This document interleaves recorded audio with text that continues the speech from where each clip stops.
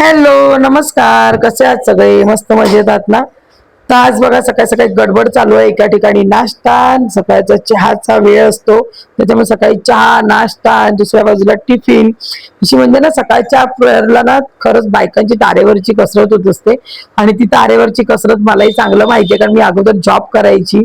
त्याच्यामुळे ही सकाळची जी तारेवरची कसरत असते ना, ती खरंच बायकांना दमछाक करणारी असते, पण त्याच्यात पण एक वेगळं सुख असतं. तर आज माझ्या मुलीने ना ऍक्च्युली मला चॅलेंज दिलं होतं, कारण का मेंदू वडे ना मी त्याच्या आधी पण 2 वेळा केले होते, पण ते माझे फसले होते. तर ते आता माझे एकदम प्रॉपर झाले. त्याच्यामुळे मी म्हटलं चला माझे फसले आणि आता मला ती ट्रिक समजली, म्हटलं चला तुमच्यावर पण थोडं शेअर करते. तर पहिल्यांदा जेव्हा मी केले होते ना, त्या उडदाची डाळ मी मिक्सरला लावली होती आणि मिक्सरला लावताना त्यात पाणी घालून लावत होती, त्याच्यामुळे ती व्यवस्थित होत नव्हती मिक्सरमध्ये. आणि आता जेव्हा मी करताना काय केलं, तर उडदाची डाळ आहे ना ती भिजत घातली होती रात्री, आणि ती मी ना फूड प्रोसेसरला वाटली, अजिबात पाणी लागलं नाही. आणि दुसरी स्टेप असते ती आपले जे वडे असतात ना ते तेलात सोडायचे, आणि तेच मला जमत नव्हतं, कारण मेंदू वड्याला तुम्हाला माहिती मध्ये भूक असतं आणि ते प्रॉपर येणं गरजेचं असतं. तर मला ते जमतच नव्हतं. त्याच्यासाठी मला माझ्या वहिनीने एक मशीन पण दिली होती छोटीशी, पण त्यांनी ना ते मेंदू वडे खूप जाड जाड यायचे. मग मी ही ट्रिक काढली की आपली चहाची जी गाळण असते ना त्याच्यावरती ते पीठ थोडंसं पाणी लावून घ्यायचं, आणि त्याच्यावर छान असे गोल थापायचे, आणि मधोमध त्याला मग आपल्या पाण्याचं बोट करायचं आणि त्याला मध्ये असं होल पाडून घ्यायचे. हे करताना फक्त एक काळजी घ्यायची, कारण त्या गाळणीला पाण्याचा हात लागलेला असतो, त्याच्यामुळे जेव्हा आपण तेलात सोडतो ना तर कधी कधी पाणी हातावर किंवा असं उडण्याची शक्यता असते. तर ही काळजी मात्र नक्की घ्या. पण सांगते ह्या ट्रिकने ना मेंदू वडे एवढे छान झाले होते ना, आणि सकाळच्या प्रहरला अशी घाईची वेळ असते ना, त्यावेळी जर अशा ट्रिक वापरून जर एखादा आपण नाश्ता करतो ना, तर खरंच खूप छान होतो. त्याच्यामुळे म्हणतात ना, एका बाजूला चहा, एका बाजूला नाश्ता, आणि बघा किती छान मेंदू वडे झाले होते. आणि मला स्वतःलाच ना ते आवडले होते, आणि आतून क्रिस्पी छान झाले होते. मुलीला, मेन म्हणजे माझ्या मुलीला आवडले, कारण तिला मेंदू वडा खूप आवडतो, आणि मला तिच्यासाठी बनवायचे होते, त्यामुळे मला खरंच खूप आनंद झाला. त्याच्यानंतर घेतला फ्रीज साफ करायला. तर तुम्ही म्हणाल ताई मध्येच का फ्रीज साफ करते, तर त्याचं कारण आहे की लेकीचा आता परत 2 दिवस स्टॉल आहे, आणि तिचा स्टॉल म्हटला की माझा पूर्ण फ्रीज मला खाली करावाच लागतो, कारण स्टॉलसाठी मोठ्या प्रमाणात मग ते मटेरियल तयार करावं लागतं.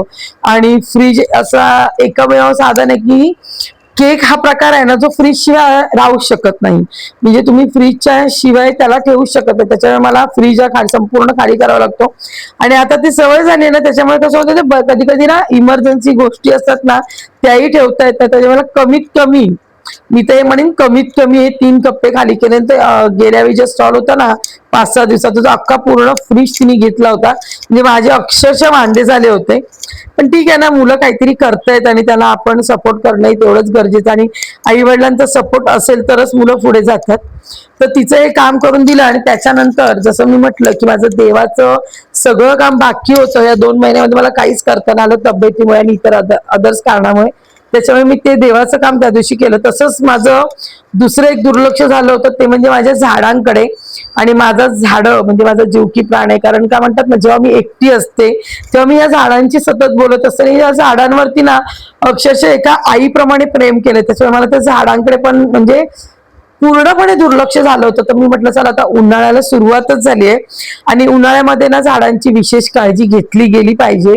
त्याचं कारण असतं, कारण बघा बाहेर उन्हाचा प्रचंड तडाखा वाढत असतो, आणि आपल्याला पण बघा कितीतरी वेळा आपण जेव्हा उन्हातून येतो ना, आपल्याला ते ऊन सहन होत नाही, मग पाण्याचा सोर्स लागतो. मग आपण कधी कधी पाणी पितो, कधी ज्यूस पितो, कोणतं लिक्विड स्वरूपात पित असतो.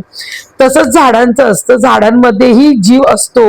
आणि या झाडांना जर तुम्ही वेळेवरती खत पाणी, आता तुम्ही म्हणाल खत पाणी काही केलात तर झाडं मरणार नाही का, मी तेच सांगायचा प्रयत्न करते की झाडांना जे आपण खत देतो ना, तर उन्हाळ्याच्या वेळी ना हे खत शक्य तितकं ना लिक्विड स्वरूपामध्ये द्यायचे, म्हणजे पाण्याच्या स्वरूपात. पण झाडांना पाण्याची आवश्यकता असते. इतर वेळी म्हणजे मी इतर वेळी झाडांना 2 दिवसातून एकदा की 4 दिवसातून एकदा पाणी देत असायची, पण आता जशी गरमी चालू होते ना, तर आता सध्या तरी रोज पाणी देते. कालांतराने बघा जेव्हा गरमी जरा वाढायला लागली ना, की झाडांना दिवसातून 2 वेळा, म्हणजे एक सकाळच्या प्रहरी जेव्हा सूर्य उगवता असतो ना, म्हणजे संपूर्ण उगवल्यावरती नाही, एक सकाळच्या प्रहरी पाणी द्यायचं, आणि दुसऱ्यांदा पाणी द्यायचं असतं जेव्हा सूर्य अस्ताला जात असतो. त्याचं कारण असतं, कारण जेव्हा सूर्य उगवतो त्यावेळी तो सूर्याची जी प्रखर जो उजेड असतो ना, त्यांनी झाडांची ना झाडाचं पाणी शोषलं जात असतं, त्याच्यामुळे झाडं निस्तेज होत असतात. आणि याच झाडाने जेव्हा तुम्ही सूर्य मावळताना जेव्हा तुम्ही पाणी घालताना, तर ते मुळं ते पाणी ऑब्झर्व करतात आणि मग ते त्यांना अन्न पदार्थ म्हणजे स्वतःसाठी अन्न तयार करण्यासाठी त्या पाण्याची खूप गरज असते. म्हणूनच झाडांना ना पाणी नेहमी एक तर सकाळी किंवा संध्याकाळी द्यायचं. आणि त्याच्यासोबत हे पाणी जेवढं शक्य असेल ना, तर खताचं पाणी. आता तुम्ही म्हणाल कोणत्या प्रकारची खतं, तर शक्यतो जे आपल्या कांद्याच्या साली असतात, लसणीच्या साली आहेत, ह्या जरा उष्ण आहेत, पण साधारणतः तुम्ही जर ते लिक्विड फॉर्म करून त्याच्यामध्ये एक्स्ट्रा पाणी म्हणजे समजा 1 लिटर पाणी जर तुम्ही कांद्याचं तयार केलं असेल, तर त्याच्यामध्ये ऍडिशनल एक साधं 2 लिटर पाणी जर तुम्ही ऍड केलं आणि असं पाणी तुम्ही कांद्यांना द्या. त्याच्यानंतर केळ्याचं पाणी, केळी ही नेहमी थंड असतं, त्यामुळे गरमीमध्ये जेवढं शक्य असेल तेव्हा केळ्यांच्या साली या पाण्यात भिजत घालायच्या आहेत. आणि त्याचं जे पाणी तयार होतं ना, ते तुम्ही डायल्यूट न करता म्हणजे त्याच्यात एक्स्ट्राचं साधं पाणी न घालता जरी ते तुम्ही झाडाला दिलं ना, तरी ते हानिकारक नसतात. फक्त कांदा आणि लसणीचं पाणी जर तुम्ही देणार असाल ना, तर त्याच्यामध्ये एक्स्ट्राचं जे पाणी असतं ना, ते फक्त ऍड करा. कारण कांदा आणि लसूण ना हे जरा उष्ण असतं आणि ते झाडांसाठी थोडं हानिकारक पण होऊ शकतं. पण लिक्विड फॉर्म मध्ये जर दिल्यानंतर ते खरंच झाडांसाठी खूप चांगलं काम करतं. तर आज मी पहिल्या आधी काय केलं, तर सगळी जी झाडं होती ना, आता म्हणजे जिथे कमी ऊन येतं तिकडे शिफ्ट केली, ज्यांना जास्त ऊन पाहिजे त्यांना त्या बाजूला ठेवलं. आणि काही झाडं अशी देवांची झाडं आहेत, म्हणजे असं म्हणतात की ही झाडं आपल्या घरी असायलाच पाहिजे आणि त्यांच्यावरती तशा सेवा केल्या पाहिजे की जेणेकरून त्याचं आपल्याला पुण्यफळ मिळतं. तर अशी झाडं मी एका बाजूला, तर आपल्याला बघा कधी कधी अडचणी येतात, कोणी आपल्याकडे पण अडचण येते, मग अशा झाडांना हातबोट लागू नये म्हणून काही झाडं अशी वेगळी केली होती आणि काही झाडं एका बाजूला ठेवत होती. आणि या सगळ्या झाडांमध्ये एक करत होती की या सगळी जी माती असते ना, म्हणजे झाडाचं बुंदा जो असतो त्याच्या आजूबाजूची ना सगळी माती पहिले ती उकरून द्यायची.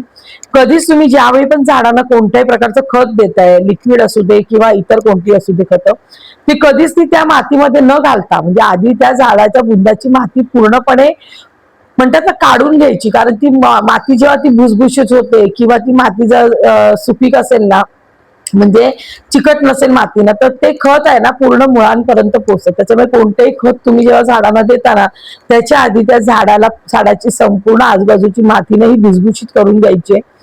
तर अशा प्रकारे बघा आधी मी संपूर्ण झाडाच म्हटलं साफसफाई केली. हा छोटासा झाडू आणलाय, ज्याच्यामुळे कसं होतं, आता बघा माझा रोड रस्त्यालगतच घर आहे, त्याच्यामुळे प्रचंड धूळ उडत असते आणि प्रत्येक वेळी आपल्याला ती साफ करणं शक्य नाही किंवा पाणी पण तेवढं मारणं शक्य नाही.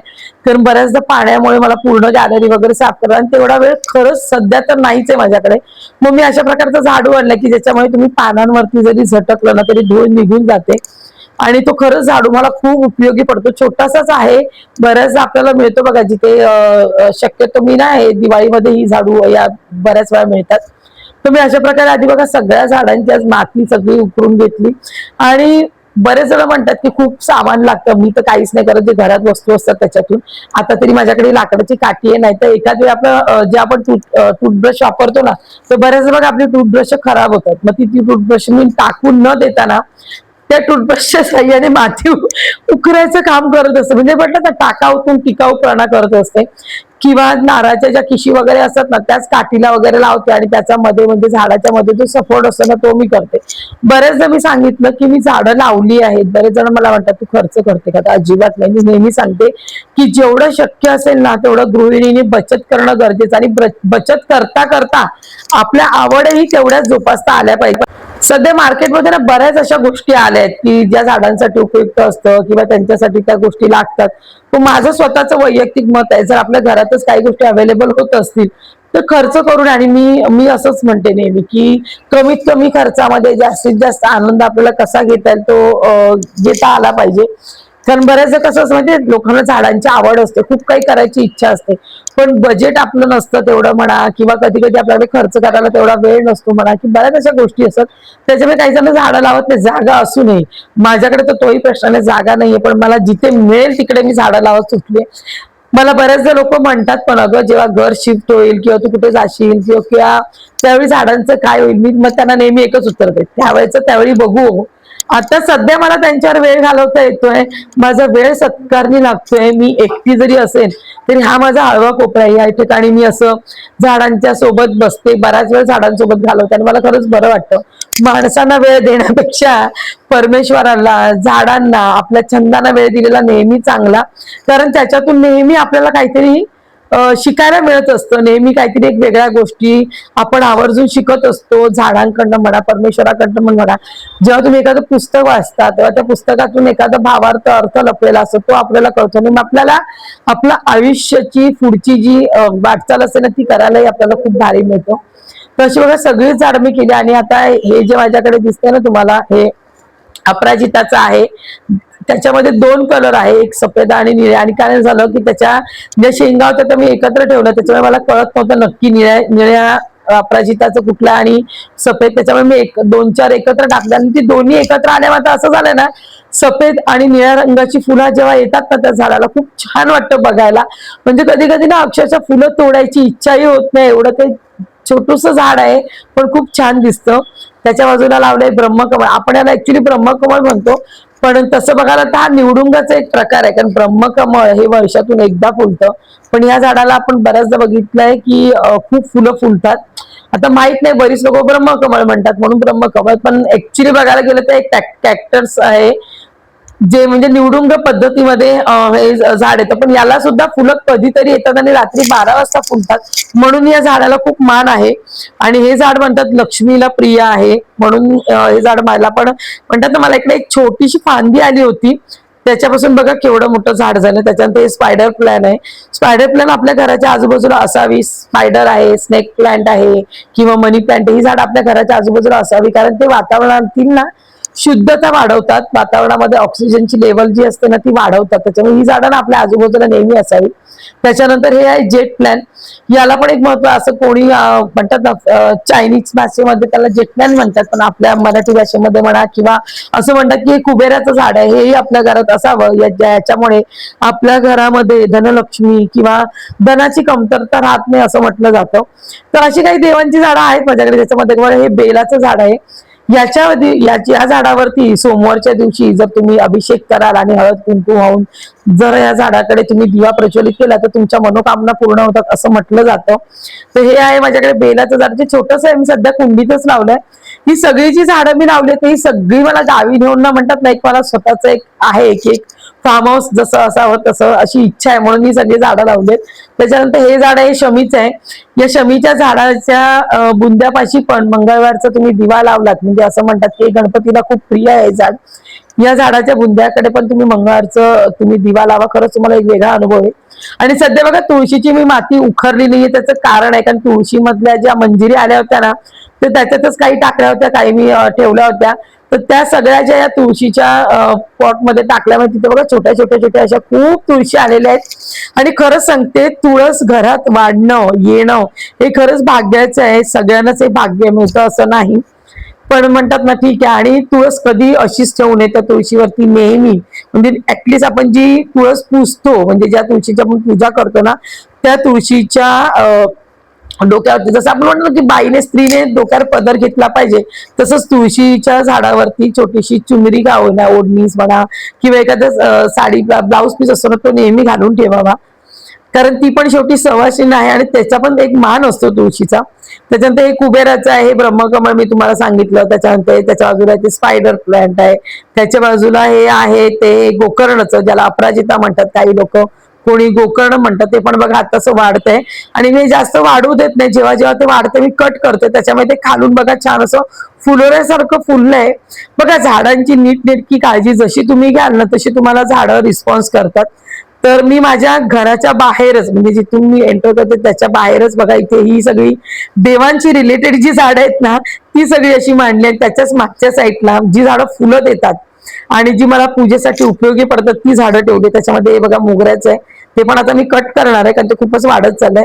त्याच्या बाजूला ही 2 गुलाबाची, आणि ही बरीच वर्ष, मला आज जवळजवळ 10-15 वर्ष झाली, जास्तच वर्ष झाली असे. ही 2 झाडं माझ्याकडे खूप अगोदरपासून आहे. म्हणजे जेव्हा मी गार्डनिंग हा विचार केला होता की मी फुलझाडं लावीन, त्यावेळी मी ही 2 झाडं घेतली, ती अजूनपर्यंत माझ्याकडे आहेत. त्याच्यानंतर हे गोंडे आपणच उगवून आले असे, रोजचं जे निर्माल्य मी कुंडीत टाकायचे ना त्याच्यातूनच ही गोंड्यांची झाडं सगळी निर्माण झालेली, आणि त्याला आता छान गोंडे यायला लागलेत. आणि हे आहे जास्वंदीचं, ज्याची एक फांदी तुटली होती आणि ती मी सहज कुंडीमध्ये रोवली होती आणि ती पण अशी छान फुलली आहे. तर या बाजूला आहे ती माझी थोडीशी फुलझाड आहेत जी मी एकदम झाड म्हणतात ना आपल्या घराच्या जवळच ठेवली. बाकीची झाडं माझी आहेत ना जी मी जिथून मी एंटर करते, म्हणजे मी घरी म्हटलं ना एक माळ्याचीच बिल्डिंग मी वरती येते, तर प्रत्येक पायऱ्यांवरती मी एक झाड लावले. म्हणून म्हटलं की जिथे जागा मिळेल तिथे मी झाडं लावत गेली आहे.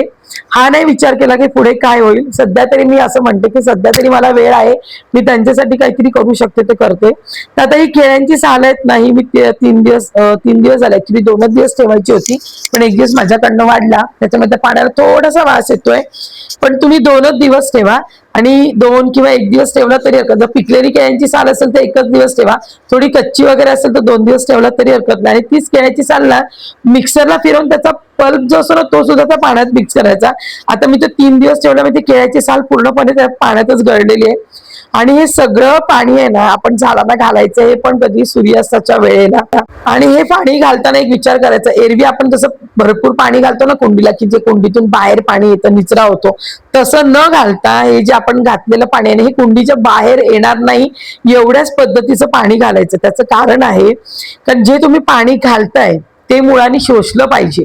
आणि जेव्हा पण तुम्ही अशा प्रकारे खताचं पाणी देता ना जेव्हा झाडांना, म्हणजे लिक्विड स्वरूपामध्ये, तर त्याच्या आधी शक्यतो 1 ते 2 दिवस आधी झाडांना पाणी देऊ नका. म्हणजे तुमची झाडं ही पूर्णपणे मलिन झालेली पाहिजे. म्हणजे म्हणतात ना की जेव्हा आपण झाडांना पाणी देत ना तर झाडं कशी मेल्यासारखी होतात, अशी झालेली झाडं पाहिजे. आणि त्या झाडांना जेव्हा तुम्ही असं थोड्याशा स्वरूपात जेव्हा हे लिक्विड खत देतात ना, लिक्विड स्वरूपातलं, ती झाडं सांगते परत पुन्हा एवढी छान टवटवीत होतात ना. आणि स्पेशली जेव्हा झाडांना फुलं यायला लागतात ना त्यावेळी त्यांना लिक्विड खताची, म्हणजे म्हणतात ना कोणत्याही प्रकारच्या खताची गरज खूप असते. आणि झाडावर जेव्हा फुल पूर्णपणे फुललं ना मग ते काढून टाकायचं, झाडावर शक्यतो ठेवायचं नाही. त्याचं कारण आहे कारण जी झाडाला पोषक तत्व मिळत असतात ना ते एकाच फुलाला मिळत राहतात, आणि मग बाकीच्या फुलांची फुलं ना तेवढ्या व्यवस्थित जोर धरत नाही. त्याच्यामुळे जेव्हा पण झाडावरती फुल येतं ना तेव्हा ते एक तर तुम्ही परमेश्वराच्या चरणी अर्पण करा, केसात माळा, किंवा त्याचा आणखी दुसऱ्या वेगवेगळ्या पद्धती अत्तर म्हणून पण वापर करू शकता. तर शक्यतो झाडांवर फुलं ठेवू नका. जेवढी शक्य असेल तेवढ्या लवकरात लवकर ती झाडांची फुलं काढा, जेणेकरून झाड आणखी छान बहरेल आणि अजून फुलं देण्याचा प्रयत्न करेल. आणि जेव्हा पण कधी झाडांवर फुलं यायला लागली ना की खतांचा वापर नक्की करा. पण हार्श खतं, म्हणजे जी खतं खूप एकदम म्हणजे गरमाट निर्माण करतात अशी खतं वापरू नका. जसं काय शेणखत आहे किंवा लेंडी खत आहे, ही खतं ना खूप गरम असतात. आणि जर तुम्हाला अशी खतं द्यायची असेल तर ती पण लिक्विड स्वरूपामध्ये, म्हणजे शेण जे असतं ना सुकलेलं, ज्याला आपण शेनोळी म्हणतो, किंवा ते हे शेणखत आहे ना पाण्यामध्ये ठेवायचं भिजत, त्याला पण 1-2 दिवस ठेवायचं. आणि त्याचं जे पाणी आहे ना ते झाडांना घालायचं. त्याच्यामध्ये साधं पाणी थोडं मिक्स करून घालायचं, कारण शेण हे नेहमी गरम असतं आणि गरमीमध्ये जर तुम्ही शेणखताचं लिक्विड देता, आता बऱ्याच जणांना गावच्या ठिकाणी वगैरे कसं किंवा काही ठिकाणी शेणखत अवेलेबल होतं बाकीच्या गोष्टींपेक्षा, तर तुम्ही शेणखतही गरमीमध्ये देऊ शकता. फक्त एवढंच आहे की जर तुम्ही एक प्रमाण जर शेणखताच्या पाण्याचं घेत असेल तर त्याच्यामध्ये दोन प्रमाण, म्हणजे 1 बालदी जर शेणखताचं पाणी आहे तर त्याच्यामध्ये 2 बालद्या साधं पाणी मिक्स करायचं आणि ते पाणी तुम्ही झाडांना द्यायचंय, जेणेकरून तुमची झाडं खूप छान प्रकारे सर्व्हाइव्ह करतील आणि त्यांना जे पोषक तत्व पाहिजे असतील ना ती मिळतील. बऱ्याचदा बरीच अशी खतं असतात की जी आपल्याला माहितही नसतात, आपल्या घरामध्ये असतात. जसं आता मी सांगितलं कांद्याची साल आहे, लसणीची साल आहे, बटाट्याची साल आहे, त्याच्यानंतर आपलं अंड आहे त्याची साल आहे, ते सुद्धा आहे, केळ्याची साल आहे. बऱ्याचशा फळं जी आपल्याकडे येतात ना, संत्री म्हणा किंवा मोसंबी म्हणा, या फळांच्या साली सुद्धा तुम्ही पाण्यामध्ये, कारण व्हिटॅमिन सी त्याच्यातून त्यांना मिळत असतं झाडांना, तर बऱ्याच फळांच्या अशा ज्या साली असतात त्या सुद्धा तुम्ही पाण्यात भिजवून त्याचं पाणी करून आणि त्या साली मिक्सरला लावून त्या पाण्यात मिक्स करून सुद्धा तुम्ही झाडांना देऊ शकता. खरं सांगते उन्हाळ्यामध्ये तुम्ही ह्या प्रकारे ना खतं देऊन बघा. बाहेरच्या ज्या म्हणजे नर्सरीमध्ये जी खतं मिळतात ना ती खतं देण्याची अजिबात गरज पडत नाही, कारण नर्सरीच्या खताने ना तेवढ्या पुरती आपल्याला फुलं येतात पण कालांतराने ती झाडं बरेच वर्ष टिकत नाही. आता मी जसं सांगितलं माझ्याकडे गुलाबाचं झाड गेल्या 10-15 वर्षापासून आहे, कारण त्याला मी नॅचरल खत दिलं. अजूनपर्यंत कधीच मी नर्सरीची खतं वापरली नाहीये. नर्सरी खताने ना झाडांचं आयुष्य कमी होतं, त्यामुळे शक्यतो ती खतं देऊ नका. तर असा होता झाडांची रिलेटेड आजचा व्हिडिओ. कसा वाटला नक्की कमेंट करून सांगा आणि आवडल्यास लाईक शेअर सबस्क्राईब करा.